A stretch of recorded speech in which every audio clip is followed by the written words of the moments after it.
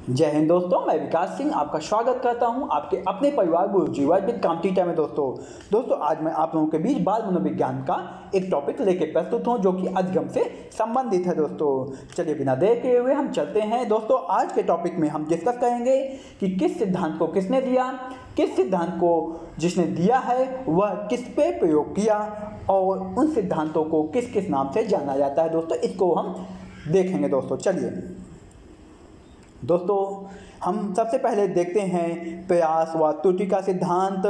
प्रयास एवं त्रुटि का सिद्धांत यह किसने दिया दोस्तों इसने दिया थॉर्नडाइक साहब ने। किसने दिया?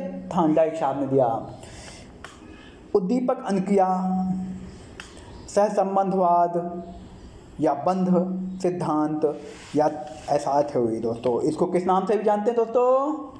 उद्दीपक अनुक्रिया, सहसंबंधवाद, बंध सिद्धांत या फिर एसआर थ्योरी के नाम से जानते हैं। दोस्तों उद्दीपक अनुक्रिया, सहसंबंधवाद, बंध सिद्धांत या एसआर थ्योरी। दोस्तों यह प्रयोग किस पे किया गया? बिल्ली पे किया गया। दोस्तों किस पे किया गया? बिल्ली पे किया गया। दोस्तों चलिए आगे चलते हैं।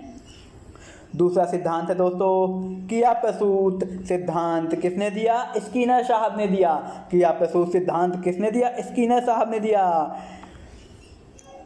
इसको किस नाम से जाना जाता है? सक्रिय अनुबंधन का सिद्धांत, अनुक्रिया उद्दीपक सिद्धांत या एसआर थ्योरी के नाम से।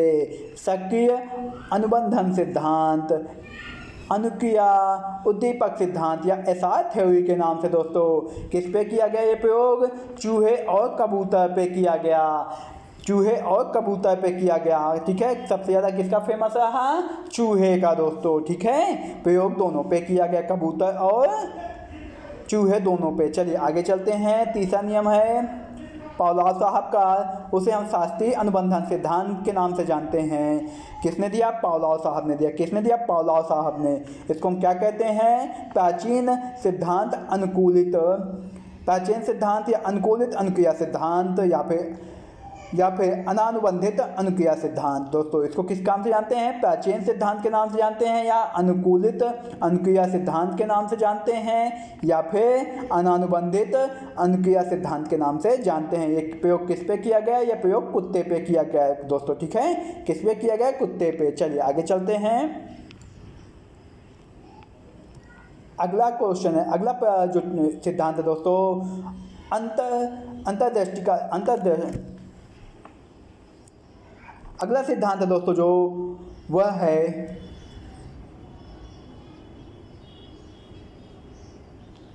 दोस्तों जो अगला सिद्धांत है वह किस पे है? अंतर्दृष्टि या सूझ का सिद्धांत। अंतर्दृष्टि या सूझ का सिद्धांत इसको किसने दिया? वर्दीमर या वर्दाइमर, कोक्ता, कोहलर, वर्दीमर या वर्दाइमर दोनों नाम से जाने जाते हैं। कोक्ता या कोहलर, इनको किसके नाम से जाना जाता है? गेस्टाल्टवादी सिद्धांत या अवयवी सिद्धांत के नाम से जाना जाता है। दोस्तों गेस्टाल्टवादी सिद्धांत या अवयवी सिद्धांत के नाम से जाना जाता है। ये प्रयोग किस पे किया गया? वन मानुस पे किया गया। किस पे? वन मानुस या सुल्तान पे। उसका नाम क्या था? सुल्तान था। दोस्तों चलिए आगे चलते हैं। दोस्तों सामाजिक अधिगम सिद्धांत जो है उसको किसने दिया? अल्बर्ट बंडुआ साहब ने दिया। किसने दिया? अल्बर्ट बंडुआ साहब ने। यह किस नाम से जाना जाता है दोस्तों? इसको किसी अन्य नाम से नहीं जानते। दोस्तों सामाजिक अधिगम सिद्धांत इसको किस पे ये प्रयोग किया गया? जोकर व गुइया पे किया गया। जोकर या गुइया पे प्रयोग किया गया। दोस्तों अगला जो सिद्धांत है वो किसका है? पुनर्बलन का सिद्धांत। पुनर्बलन का सिद्धांत किसने? C.L. हल साहब ने। C.L. हल साहब ने दिया। किसने दिया? C.L. हल साहब ने। किसके नाम से जाना जाता है? प्रबलन का सिद्धांत। किस नाम से? प्रबलन का सिद्धांत। किस पे किया इन्होंने? चूहे पे किया। किस पे किया? चूहे पे।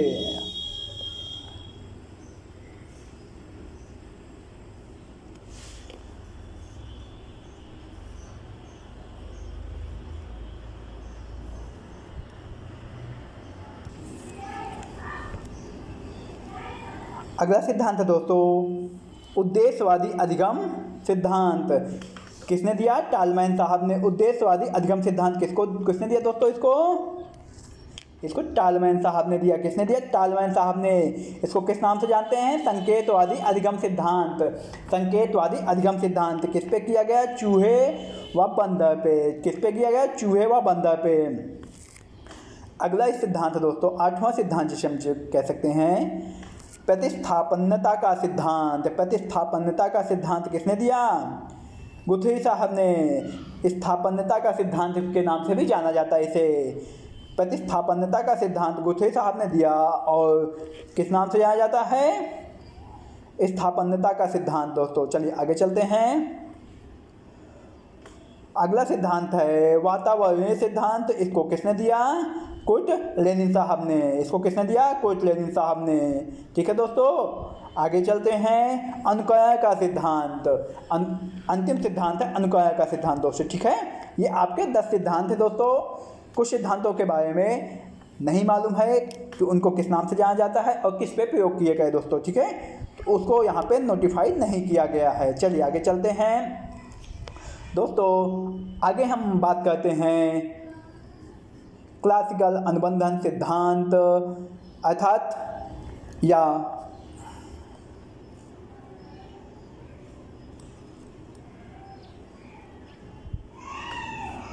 दोस्तों आगे चलते हैं। हम कुछ सिद्धांतों के बारे में जानते हैं। ठीक है, चलिए हम यहाँ देखते हैं मनोवैज्ञानिक ने अनुसंधान को 2 वर्गों में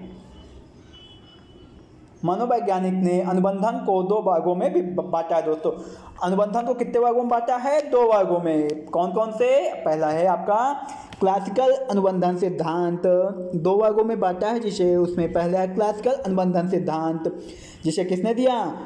पी पावलोव साहब ने दिया। पावलोव साहब कहाँ के निवासी थे? रूसी मनोवैज्ञानिक थे। कहाँ के थे? रूसी मनोवैज्ञानिक थे दोस्तों। पूछ लेता है पावलोव साहब कहाँ के मनोवैज्ञानिक थे? तो कहाँ के थे? रूस के। आगे चलते हैं। साधनात्मक अनुबंधन दोस्तों दूसरा है, जो पहला क्लासिकी अनुबंधन है, दूसरा साधनात्मक अनुबंधन।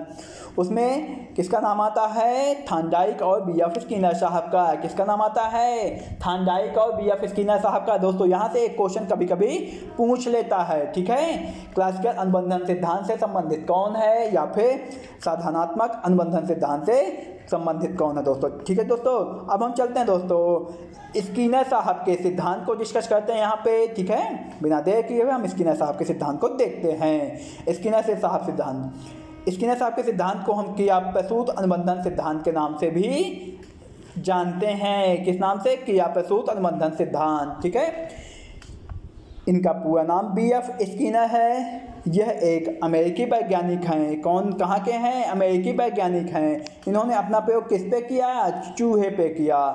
इन्होंने अपना प्रयोग किस पे किया? चूहे पे किया। और इनकी पुस्तक कौन सी है? The behaviour of organism. The behaviour of organism में इन्होंने इस प्रयोग को डिस्क्राइब किया है दोस्तों। ये जो फोटो है वो किसकी है? हमारे स्किनर साहब की है। किसकी है दोस्तों? स्किनर साहब की है। चलिए आगे चलते हैं। बी.एफ. स्किनर साहब। बी.एफ. स्किनर 2 प्रकार की क्रियाओं पर प्रकाश डालते हैं। 2 प्रकार की क्रियाओं पर प्रकाश डालते हैं। ध्यान से समझिएगा, यहाँ से उनका सिद्धांत शुरू होता है। ठीक है, वो किस सिद्धांत पे आते हैं? साधनात्मक अनुबंधन में। किस में आते हैं? देखिए यहाँ पे 2 पार्ट हैं। पहला क्लासिकी अनुबंधन और साधनात्मक अनुबंधन। तो हम किसकी बात कर रहे हैं? साधनात्मक अनुबंधन की बात कर रहे हैं। ध्यान से सुनिएगा, ध्यान से समझिएगा, पेशेंस बनाए रखिएगा। जिंदा दिली आपकी सफलता का राज है। ठीक है, चलिए आगे चलते हैं, मुस्कुराते रहिए। चलिए, बी.एफ. स्किनर साहब 2 प्रकार की क्रियाओं पर प्रकाश डालते हैं। पहला क्रियाप्रसूत अनुबंधन, जो किसकी बात करता है? उत्तेजना की बात करता है। क्रियाप्रसूत अनुबंधन किसकी बात करता है? उत्तेजना की। ठीक है, उद्दीपक प्रसूत का संबंध किससे होता है? उद्दीपन से। ठीक है, क्रियाप्रसूत का संबंध किससे होता है? उत्तेजना से। ध्यान से सुनिएगा, क्रियाप्रसूत का जो संबंध होता है वो उत्तेजना से होता है और उद्दीपक प्रसूत का संबंध जो होता है वो किससे होता है? उद्दीपन से होता है। ठीक है, चलिए आगे चलते हैं। BF स्किनर ने क्रिया प्रसूत अनुबंधन का प्रतिपादन करने के लिए चूहे और कबूतर पे प्रयोग किया। किस पे प्रयोग किया? क्रिया प्रसूत अनुबंधन को सफल बनाने के लिए उन्होंने अपना प्रयोग चूहे और कबूतर पे किया। किस पे किया? चूहे और कबूतर पे। चलिए, गुरुजी वर्ड कॉम्पिटिटर में आपका स्वागत है दोस्तों। गुरुजी वर्ड विद कॉम्पिटिटर आपकी सेवा के लिए, आपके क्वेश्चनों के आंसर के लिए सदैव तत्पर है। आप लोगों को जो भी दिक्कत हो कमेंट सेक्शन में मेरे आप कमेंट करके बता सकते हैं